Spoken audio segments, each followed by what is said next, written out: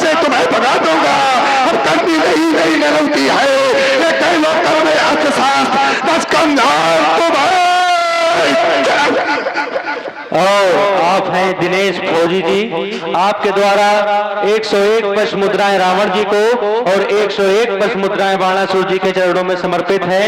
कोटि कोटि साधुवाद, धन्यवाद। काम यादे भूधर दहल दिखपाल जाते हैं, मेघरी समेत शेष शीश धराते हैं, तीर बन जाते अधीर देखते ही दृश्य नर की जात है, देव दानव भी लगाते हैं, सामने ना आते दूर से ही दूर जाते भाग, यदि क्रोध में नेत्र मेरे टल जाते हैं।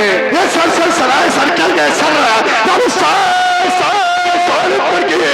संता सचाई की ये छाती की ये छाती खाएगी ये छप्पर सी छल्ली छाती चचराएगी ये धड़ाका ये दौड़ में धसेगा जब दाए दाए धनुष भारत की टकराएगी ये कर्कश की कसौटी करेगी कौतुक तो कामना की गली कल कल कल पाएगी ये परवेश बर्बाद कर वीरों की वीरता बरबंदा के बगल में बल पाएगी। यदि जब जवानी की जलाएगी जीवन तो तुम्हारे जैसे जवानों की जीवनी ज्वाला से जल जाए। चम चमा चम चांदनी सी चमकती चंद्रहास चपला थी चपल चितेरी चाले चलाती है, शान शान सुनाली शब्द सरसों सरग सरगी शत्रु सोल्ट संहार सरिता सरसाती है, भांगती फुमक भोगा ये फरिंद फरफार फैलाती है, हर हर हर हर हैराती हठाती हठी दुष्टों को ये चंद्रहास प्रलय मचाती है।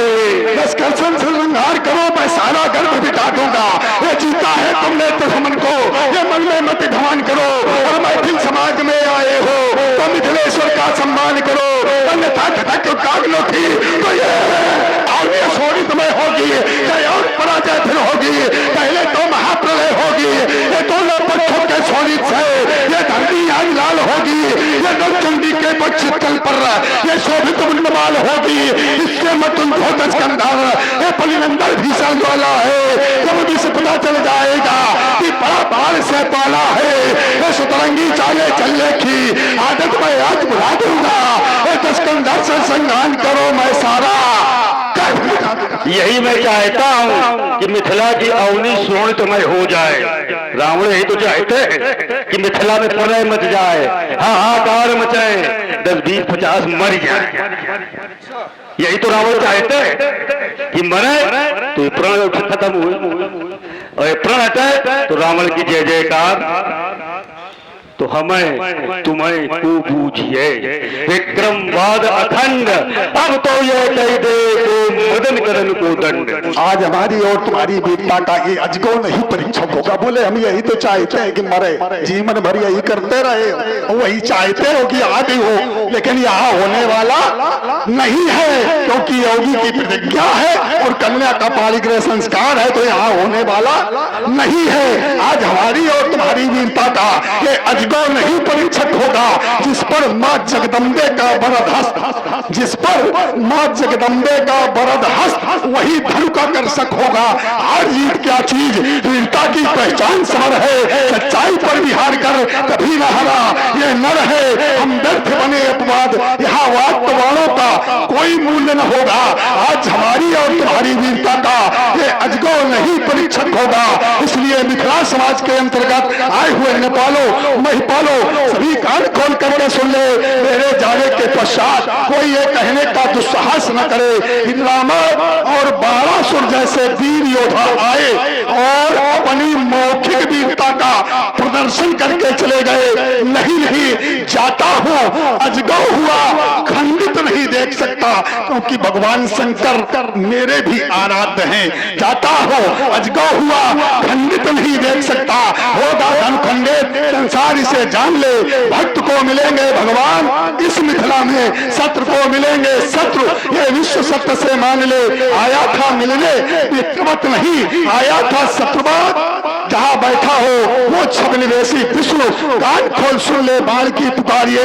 आज का युग तो बना है रावण युग, आज का युग तो बना है रावण युग, पर बनाऊंगा द्वापर में कस और बाण युग। करता हूँ प्रतिज्ञा गुरुशंकर की आन ले, मेरे गुरु तो धनुष ये सीता से मां का नाता है। जनक सभा के सभासदों क्षमा करो, अब ये बाण लौट कर जाता है। एक बार सभी प्रेमी जन हाथ उठा करके, दोनों हाथ ऊपर उठा, अगर भगवान शंकर से श्रद्धा विश्वास रखते हो, दोनों हाथ उठा कर बोलिए जगत गुरु शंकर भगवान की। रामर जी जय जय शंकर भगवान। एक बात बताओ, कहो। बड़ा योगी योगी कर रहे हो, चक्कर क्या है? ऐसा तो नहीं योगी से भयभीत हो गए? नहीं, ऐसा नहीं है। असल में योगी की संरक्षता में है, इसलिए मतलब योगी को तुमने संरक्षक मान लिया। क्यों ना माने? हमारा ये नहीं, पूरे संसार का संरक्षक योगी पर। लेकिन रावण स्वयं में संरक्षक है। जाओ, अधिक समय नहीं नष्ट करूंगा। रावण त्रिभुवन सम्राट है, इसलिए रावण किसी की संरक्षकता नहीं स्वीकार कर सकता है। चले खोजें उसे जिसके लिए आया था यहाँ, विप्लवी भयंकरी शक्ति को उद्धार करके। देखें उस निशंक को कैसा अटपटा है बना, जिसने ताड़ुका उस बाहु मारे, मारीच को बिन फाड़ के बाण से सागर पार फेंकने वाला। मैं भी तो देखूं कि कौन है वो, कहां से है, कैसे है, जिसने रावण को युद्ध के लिए चुनौती भेजी है। किस मैया ने वो ना हर जन्मा है? नहीं आएगा, कब तक नहीं आएगा? इतना भयभीत है कि सामने आ ही नहीं सकता। लेकिन कब तक नहीं आएगा? आज नहीं आएगा, कल नहीं आएगा, परसों नहीं आएगा, या बरसों नहीं आएगा। जब वहां से यहां बुला लिया तो यहां से वहां बुलाने में कितना समय लगेगा? एक न एक दिन ऐसी स्थितियां उत्पन्न कर दूंगा, ऐसी रचना रचा दूंगा कि तुम्हें नंगे पैरों दौड़ते हुए रोते हुए हमारी लंका तक आना ही होगा। ऐसी विचित्र रचना रचा दूंगा मैं। हमारे जाने के बाद भी अगर प्रयास किया गया धनुष को उठाने का, चढ़ाने का अथवा तोड़ने का, कोई भी प्रतिक्रिया अगर व्यक्त कर दी गई तो भगवान शंकर की सौगंध लेकर के जा रहा हूं कि अजगो तुम्हारे शत्रु से जन्म भर बैर मैं लूंगा, स्वयं ही प्राण दे दूंगा या उसके प्राण ले लूंगा। जितने लोग यहाँ बैठे हैं, आप लोग सोच रहे होंगे कि जो आता है कहता है जय घोष लगाओ, जय बोलो, काहे बोले, कोई कर्जा खाएगा? जय घोष क्यों करवाई जाती है? क्यों ये कहा जाता है कि आप जय बोलो? जहां कहीं कोई धार्मिक कार्य होता है तो प्रायः ये कहा जाता है कि दोनों हाथ ऊपर कर लो, जय घोष करो। तो इसके पीछे कुछ न कुछ कारण जरूर होगा। कारण क्या है? जिस समय जय बोलने के लिए कोई भी मनुष्य अपने मुख के द्वार को खोलता है तो जा अक्षर के साथ ही शरीर के अंदर जितने पाप होते हैं, जितने विकार होते हैं, वो सब मुख के द्वार से बहुत दूर चले जाते हैं। इसलिए कहा जाता है कि जय घोष करो और ऊंची आवाज में बोलो, क्योंकि जब आप ऊंची आवाज में बोलेंगे तो समय अधिक लगेगा।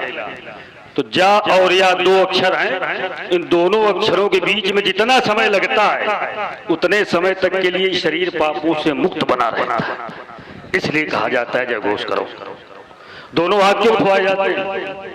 दोनों हाथ उठवाने का मतलब केवल इतना है कि परमात्मा के प्रति समर्पण भाव।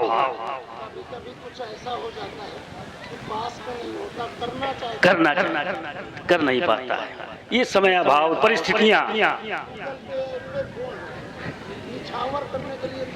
अरे वो विषय छोड़ो, ये तो समय की बलिहारी है। दोनों हाथ उठवाने से समर्पण भाव आपका पहुंचता है, क्योंकि बिना समर्पण के संसार में कुछ भी मिलने वाला नहीं है। अगर आपका समर्पण नहीं तो सब बेकार है, दुनिया का ढोंग। चाहे रोज मंदिर जाओ, चाहे जितने घंटा बजाओ, कोई लेना देना नहीं। लेकिन समर्पण